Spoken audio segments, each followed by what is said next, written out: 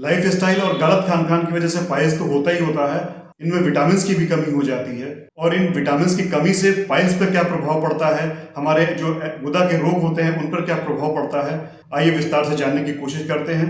बने रहिए अंत तक। नमस्कार मित्रों, चरक पाइल्स एवं पंचकर्मा से मैं डॉक्टर शिवदत्त पटेल आपका हार्दिक स्वागत करता हूं, हार्दिक अभिनंदन करता हूं। दोस्तों, वीडियो को शुरू करने से पहले आपसे एक गुजारिश है, एक रिक्वेस्ट है, please like and subscribe my channel.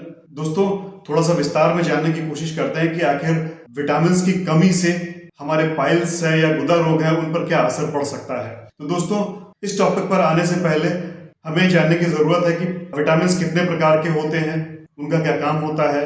दोस्तों, हम बचपन से पढ़ते आ रहे हैं कि vitamin A, vitamin B, vitamin C, vitamin D, vitamin E, vitamin K, vitamin H, तो ये इतने सारे विटामिन होते हैं और इनके कई सारे काम होते हैं। तो दोस्तों, एक एक करके हम ये जानने की कोशिश करेंगे कि आखिर इन विटामिन की कमी का हमारे गुदा रोगों या पाइल्स पे क्या असर पड़ता है। दोस्तों, पहला विटामिन यानी कि विटामिन ए की अगर हम बात करें तो ये विटामिन ए हमारी जो एनस होती है उसके चारों तरफ जो म्यूकस मेम्ब्रेन होती है उसको रिपेयर करता है, उसको प्रोटेक्ट करता है। तो विटामिन ए की कमी से हमारी जो म्यूकस मेम्ब्रेन है वो प्रॉपर मेंटेन नहीं रहती और बार बार फट जाती है, जिससे हमें फिशर जैसी समस्याएं उत्पन्न हो सकती हैं। इनकी हीलिंग प्रोसेस में समय लग सकता है, जिससे हमें काफी तकलीफ हो सकती है। दोस्तों, दूसरे विटामिन यानी कि विटामिन बी कॉम्प्लेक्स, जिसमें कई सारे विटामिन होते हैं, उसकी अगर हम बात करें तो विटामिन बी हमारी नर्व्स और डाइजेस्टिव सिस्टम के लिए बेहतर होता है, हमारे नर्व कंडक्शन में हेल्प करता है।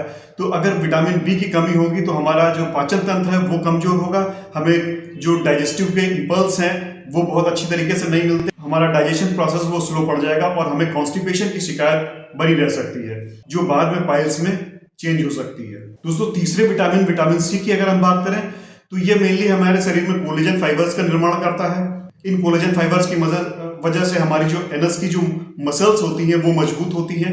यानी कि अगर हमें विटामिन सी की कमी हो जाएगी तो हमारी मसल्स कमजोर हो जाती हैं, हमारी मसल्स कमजोर होकर के पाइल्स की शिकायत उत्पन्न कर सकती हैं। दोस्तों, विटामिन सी का दूसरा काम भी होता है कि ये ब्लीडिंग को रोकता है और घाव भरने में जल्दी हेल्प करता है। तो दोस्तों, अगर हमारे शरीर में विटामिन सी की कमी है तो जो अगर ब्लीडिंग वाले पाइल्स हैं तो वहां पर ब्लीडिंग की टेंडेंसी ज्यादा हो जाएगी और हमारी दवाइयों, अगर हम ब्लीडिंग रोकने के लिए जो दवाइयां ले रहे हैं वो बहुत अच्छे से वर्क नहीं करेंगी और जो हमारे अगर ब्लीडिंग जो एनएस में कोई फिशर है या कुछ घाव सा बन गया है वो जल्दी से हील नहीं होता है। दोस्तों, चौथे विटामिन डी की अगर हम बात करें तो विटामिन डी हमारे शरीर में इन्फ्लेमेशन को कम करता है और हमारे इम्यून सिस्टम को बढ़ाता है।